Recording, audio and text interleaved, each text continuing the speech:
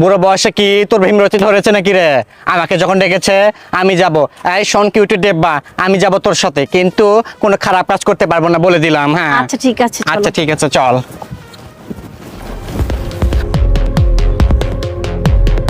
তুমি একটু সুস্থভাবে যাও। এসো।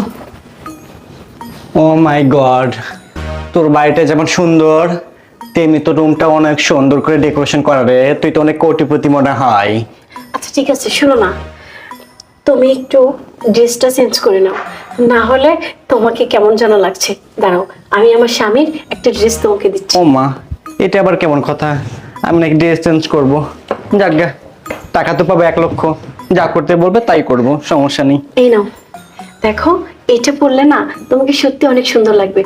ওই দিকে চলো, ওইটা আমার ওয়াশরুম। আচ্ছা ঠিক আছে। এই দেখো, এইটা ওয়াশরুম।